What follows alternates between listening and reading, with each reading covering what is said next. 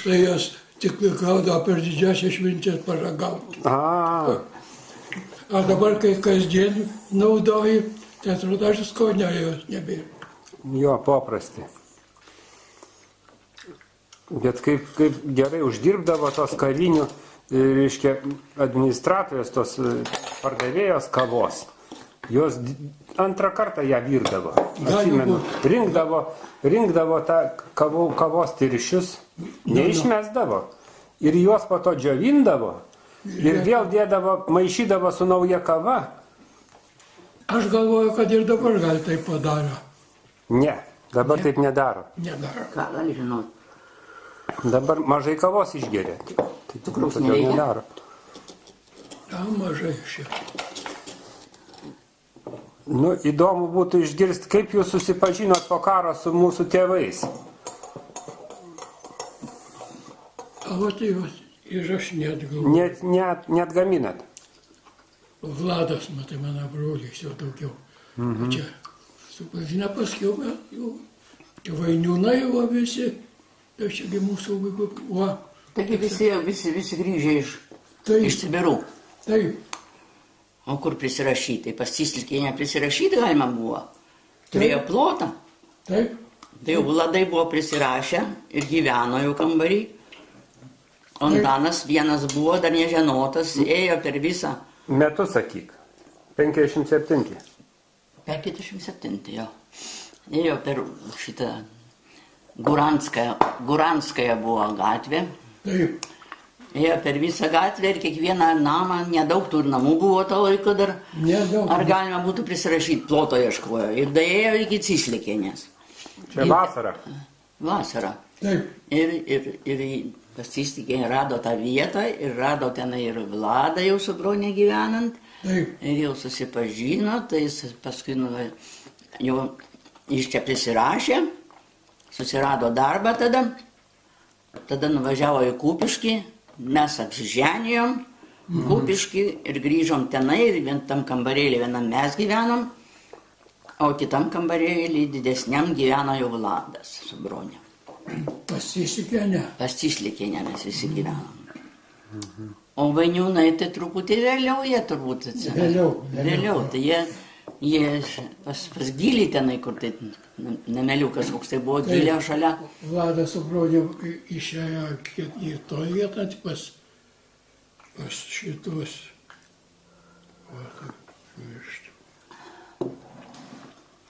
Pavardę tai jau greitai užmirštu iš Gylą. Tai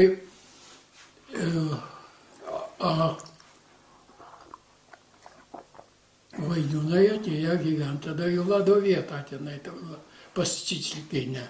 Pani Cisličicha. Taip. Net kažkaip tai neišvažiavo į Lenkiją keistai. Visus čia varė tos Lenkus, o Cisličicha liko. Daug jų liko. Tai nebuvo tokio prievartinio varimo. Ne. Jiems tik tai gazdino gal juos daugiau, bet per prievartą kaip į Sibirą neveikė. Kaip Lenkai sotoje. Ir dabar jie kokie buvo. Jos vyras buvo karininkas. Lenkų kariuomenė? Taip, tai Žirinovskio kariuomenėje tarnavęs. Nu ir kas? Ir paskui jau, kai Lietuva jau 39 atėjo. Vilnius jau buvo grąžintas Lietuvai, tai jis ir pabėgo. O jis kur galėjo pabėgti? Nu, tai kodėl jis į Lenkiją negalėjo pabėgti? Tai Lenkija buvo okupuota vokiečių. Kaip jis galėjo pabėgti į Lenkiją? Kaip tik jis galėjo tik tai į konclagerį pabėgti. Į vokiečių arba į rusų. Nu, žodžiu, jis į Lenkiją pabėgo, dingo. Slapstėsi, gal kur nors ir slapstė. Ir jis laukė, kad jisai sugrįžo, nieko, o gal jisai ir nedavažiavo tos Lenkijos, gal kur dingo pakeliai, kas ten. Kokių karininkų spėk, Lietuvoje, kur buvo, kaip rusai užėjo, to jos įsivežė. Gali būti, kad daug žuvo katiniai. Taip, katiniai, išvežė juos visus ir sušaudė. Taip, ir iš Lietuvos galėjo būti, 39 metų vežimai buvo. Lietuvoje tai dar čia jau, kaip sakai, internuoti buvo. Kurie papuolė dar Lietuvos zoną, jo. Reiškia, reikalavo, kad jie su kartais išeitų pasivaikščioti. Leis ten. Bet tai ir važiuodavo, tai jie laisvai gyveno Lietuvoje. Taip.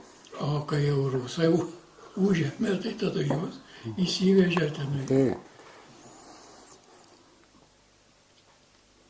Tai Čyslikienė savo mirtim numirė čia po daug metų, jo. Taip, taip. Nebijojo nei tremtinių apgyvendinti, nieko nebijojo. Jie svarbu pinigas paimti. Taip. Nu jo. Turėjo plotą, o ko jie gailėti. Jie ten sako, kad saugumas ją truputį kamantinėja, kodėl tu... Kad tremtinius priėmė. Kodėl priimti tremtinis? Koks mano reikalas, Koks sako. mano reikalas, kas man pinigus moka tam. Bet jie imdavo pinigus juodais. Jie neturėjo leidimo nuomoti. Jie galėjo visaip užlaužti, bet kažkaip tai neužlaužė. Nelabai rūpėjo. Nelabai niekam rūpėjo, jo.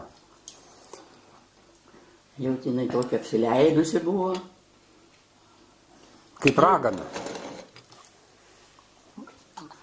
Daugiau kaip giminė. Nu tai kas pastoviai bendrauja, ypatingai, kur žmonės ryša kokie tremtinimo reikalai, tai jie būna tokie Taip. giminės beveik. Tai daug tokių yra, kurie dar nenumyrė dabar.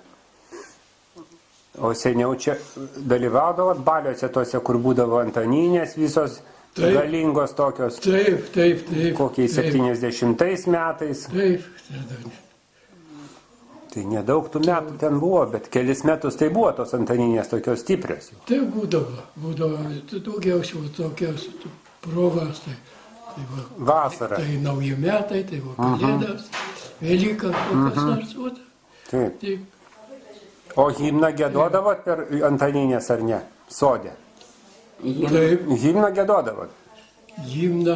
Negėdojom. Negėdojom. Gėdojom himną tik tai 81 metais. Mes čia susirinkom tremtiniai. Tie 41 metų vežimo. Susirinkom čianai. Susikvietėm iš visos Lietuvos. Davėm žinutės, kad atžymėsim 40 metų išvežimo datą. 800? 81. Tiksliai. 81. Pasikvietėm dar mūsų tokį mokytoją matematiką, dėstė šiauriai. Ir jisai, kai išvežė, turėjo akordeoną. Tai mums tam vaikovė visas pasilinksminimas būdavo. Buvo ten šiauriai. Klubą šiek tiek sulipinom, pastatėm.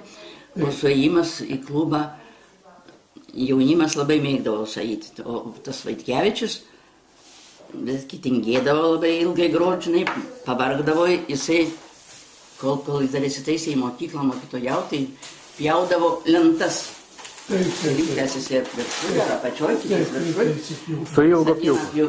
Pjauna, jau pavargsta labai. O mesgi pristoja jaunimas. Pagrok, kiek ateina į klubą. Ateina, jis ten pagroja, Julius Naudžia, tas Vaitkevičius. Nu, bet vis tiek groja, jau labai sakoma.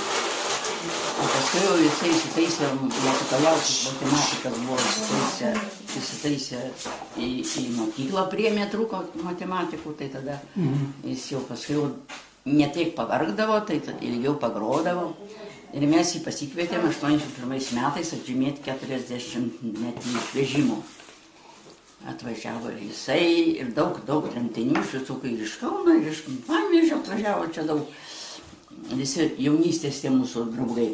Visi jau tai žinoti, kas nežinoti. Dar daug nenumirusių buvo. Dar buvo nenumirusių daug. Nu ir dainavom, mes linksminomės. Ir apie 12 valandą užkomandavau Lietuvos himną giedoti. Labai baisu būdavo, labai bausdavo už tą himną. Kas ten girdės? Nu, kas ten girdės, bet žmogus jau įsibaiminęs, iškentėjęs visą Sibirą, visą tą šiaurę, o jisai jau iš Lietuvos jau buvo su šeima išvežtas, tas Vaitkevičius. Tai mes tai nieko, tas Vaitkevičius tik tai stovi, žiūri, va šitaip dreba. O mes vis tiek traukėm Lietuvos himną, nors pašėl. Nu, paskui jau mes jį apnakvydinom, nes jau jam į Kauną reikėjo važiuoti. Ten tada sakėlė, oi, sako, tai bijau, kad kas nors neįskūstų, kad mes himną giedojam. Taip. A niekas neįskūnė, nieko nebuvo, kažkai įskūsa visi. Kas čia žino, tie lenkai, kokią čia dainą gieda? Taip, žinau. Labai jau čia žinos. Taip. Nu, kas išvažiavo, kas čia apsinakvojo, kokį kampą radęs naktį.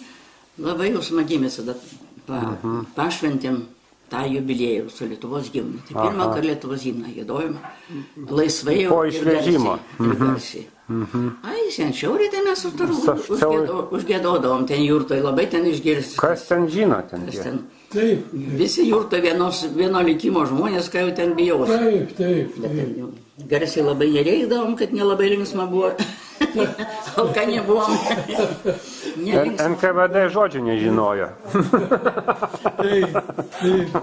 Rusų NKVD himno žodžių nežinojo. Aš dar prisimenu irgi, metų tai neprisimenu, žinau, kad čia da toks Čivilys iš Vilniaus ir draugaudavom irgi. Po to šias jų kalkyminės buvo Antazovai, tad mes dar rakinus turėjom nusipirkę tokį, kaip sako, vienamai namą su daržu, su sodu.